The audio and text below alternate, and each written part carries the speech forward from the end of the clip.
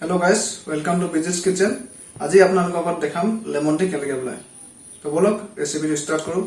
Lemon tea বনাবলৈ মই লৈছোঁ 1 গ্লাছ পানী, আধা চামুচ চাহপাত, 1 চামুচ চেনি। ইয়াত মই পিচি লৈছোঁ আদা, ইলাচি আৰু ডালচেনি আৰু আমাক লাগিব এডোখৰ নেমু চেপিবলৈ। এতিয়া আমি গেছটো জ্বলাই ল'ম।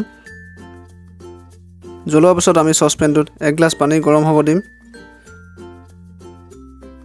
গৰম হৈ যোৱাৰ পিছত আমি ইয়াত ঢালিম আধা চামুচ চাহপাত, 1 চামুচ চেনি বা আপোনালোকে মজুল আছে যদি হেতুও দি দিব পাৰে আৰু পিচি থোৱা আদা, ইলাচি আৰু ডালচেনিখিনিও দি দিম। এতিয়া আমি গেছটো কমাই কেনে 1 মিনিটৰ কাৰণে উতলিব দিম। এতিয়া যিহেতু 1 মিনিট হৈ গৈছে, আমি গেছটো অফ কৰি দিম। এতিয়া আমি চাহখিনি গ্লাছত চাকি ল'ম। তাৰপিছত আমি চাহখিনিত অকণমান নেমু ৰস চেপি দিম। এয়া আমাৰ লেমন টি ৰেডি হৈ গ'ল। আপোনালোকে এবাৰ খাই চাব, নিশ্চয় খুব ভাল পাব।